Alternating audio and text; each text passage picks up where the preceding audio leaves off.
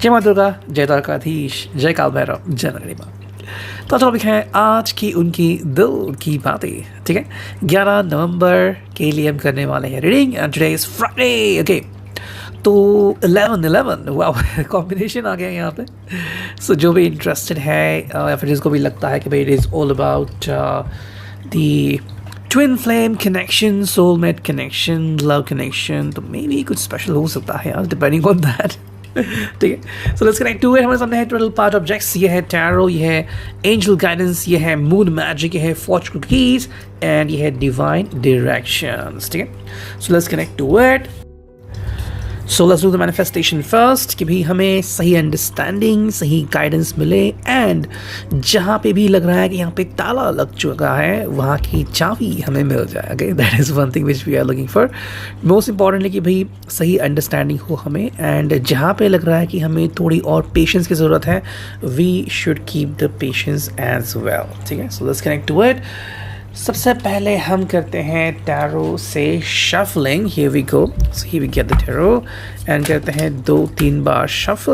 Okay, 1 2 3 come on, 1 2 3 come on, 1 2 3। So here we go। जो हमारे सामने है 2 कार्ड्स, देखते हैं वो क्या है। जो फर्स्ट कार्ड है वो है 5 of cups. Cancer, Scorpio, Pisces, what is sine. Okay, अगर हम इस कार्ड को देखें तो यस, ये पर्सन तो काफ़ी जोश में है ऐसा लगता है। I think the person is very charming ना, वेरी अट्रैक्टिव। आई थिंक आपकी तरफ आ रहा है, काफ़ी ज़्यादा सोच रहा है आपके बारे में एंड मोस्ट इम्पॉर्टेंटली कुछ यादें ताज़ा कर रहा है। ठीक है, ये यादें ऐसी हो सकती हैं जो आपने किसी ऐसे जगह पे बिताए हैं जहाँ पे या तो आप कुछ ड्रिंक कर रहे थे या फिर जहाँ पे पानी नज़दीक था। ठीक है, सो कुछ वाटरफॉल हो, तालाब हो या फिर नदी हो, समंदर हो, जहाँ पे आप चल रहे थे वो भी कोई मोमेंट हो सकता है। या फिर you met somewhere in another country, या फिर अगर हम बात करें तो it could be something about कि आप कहीं पे ड्रिंक कर रहे थे, चाहे वो चाय हो, कॉफ़ी हो, जिस मिले एंड चाय कॉफ़ी पी ली, तो उस वक्त की जो आपकी अदाएँ थी या फिर आप के बीच जो बातें हुई, ये बातें ये पर्सन बार बार याद कर रहा है। मेरे हिसाब से इसके चेहरे पे थोड़ी सी खुशी है जब ये उस मोमेंट को याद कर रहा है एंड ब्लश भी कर रहा है। उसके चेहरे पे, उसके गाल पे लाली तो हम देख ही सकते हैं। जो नेक्स्ट कार्ड में मिला है वो है भाई, it is all about the page of pentacles, taurus, Virgo, Capricorn. तो मेरे हिसाब से एक जो अंडरस्टैंडिंग है वो यहाँ पे बन चुकी है। ठीक है, तो इस पर्सन को कोई जल्दबाजी नहीं है। अगर आप समय लेना चाहते हो या फिर आप इनको समय देना चाहते हो किसी भी कारण से, तो ये उसके लिए रेडी है। अगर आपके बीच बातचीत नहीं भी हो रही है तो भी इस पर्सन के लिए कोई इश्यूज़ नहीं है। ये आपको अपना पूरा समय दे रहे हैं। हालांकि जब भी इनको लगता है कि मुझे आपके बारे में सोचना है, मैं ज़रूर सोचूंगा। ठीक है, that's all about the tarot. और हम करते हैं और 2-3 कार्ड्स। चलो देखते हैं हमें कौन से कार्ड्स मिलते हैं। चलो ये आ गया 1, ये आ गया 2 एंड ये आ गए और 2। ठीक है, सो हो गए 4 कार्ड। देखते हैं हमें क्या रीडिंग मिलती है and that's all about it. The first we see over here is this one. ठीक है, तो ये कार्ड यहाँ पे आ चुका है। So the empress is over here. I think ये पर्सन टोटली चार्मिंग मोड में है। ठीक है, एंड कुछ ना कुछ आपसे कनेक्ट कर रहा है। ठीक है, मेरे हिसाब से आपकी फ़ोटोज़ देख रहा है वो, या फिर पुरानी इमोशंस ताज़ा कर रहा है। सेकंड चीज़ हो सकती है कि मे बी ये आपको सरप्राइज विजिट करने के बारे में भी सोच सकता है, या फिर अगर हम कहें तो maybe the person is excited to see you soon. दूसरी बात ये भी हो सकती है कि ये आपसे कुछ एक्सपेक्ट कर रहे हैं। ठीक है, मे बी आपका नया फ़ोटो देखना चाहते हैं या फिर आपको नए रूप में देखना चाहते हैं। ओके, अगर आपने कोई नया ड्रेस परचेस किया है तो वो भी फ़ोटो शायद वो देखना चाहते हैं, फिर आपको पर्सनली मिलना चाहते हैं इस अंदाज में। जो कार्ड में दिखा है वो है भाई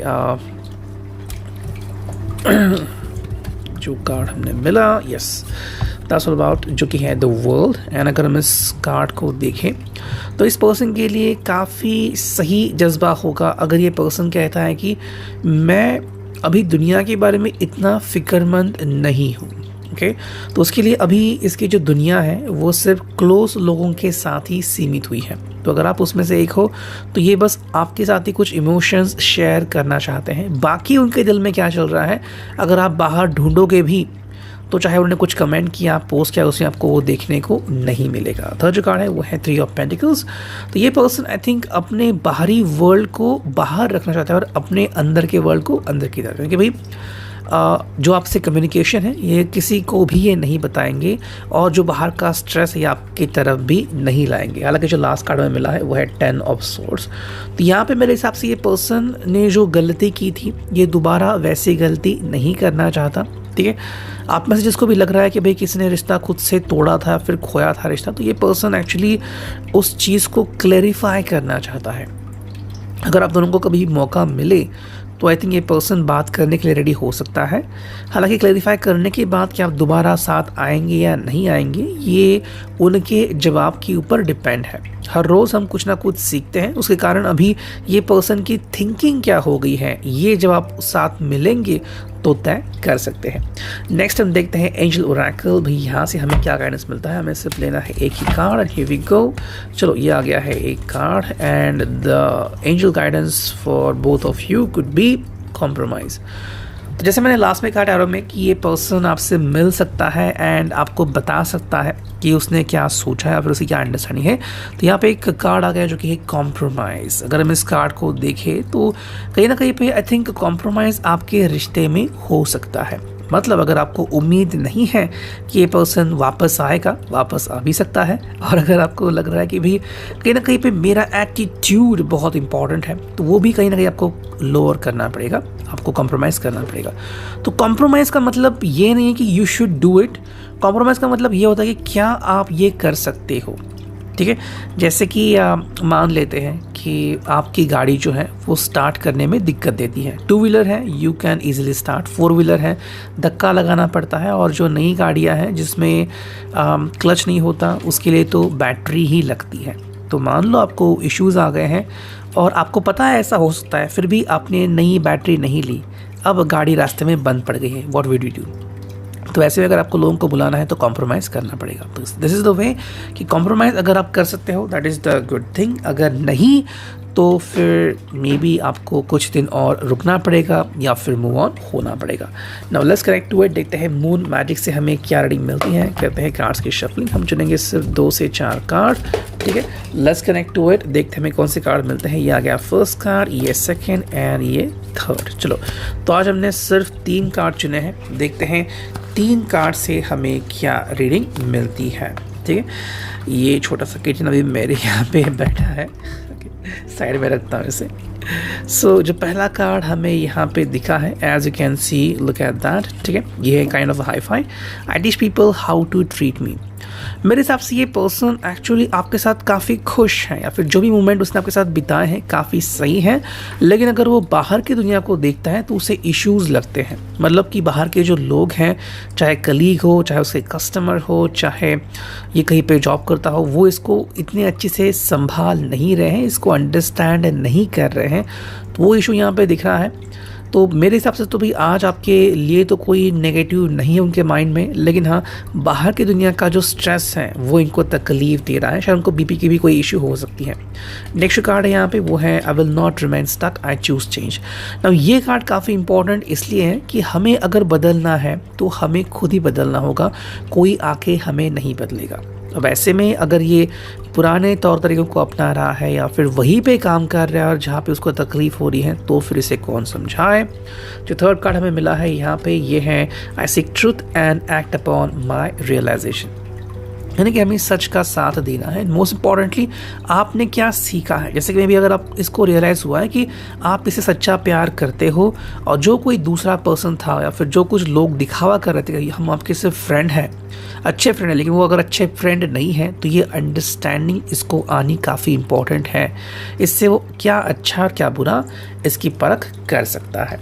नेक्स्ट हम देखते हैं फॉर्चून कुकी, इसमें से हमें क्या रीडिंग मिलती है। हम 2 कुकीज़ निकालेंगे, एक है आपके लिए कुकी, चलो, और उनके लिए कुकी, चलो। तो दोनों के लिए कुकी आ चुकी है, लेट्स कनेक्ट टू इट। जो आपके लिए कुकी आ गई है, ठीक है, वो क्या है देखते हैं।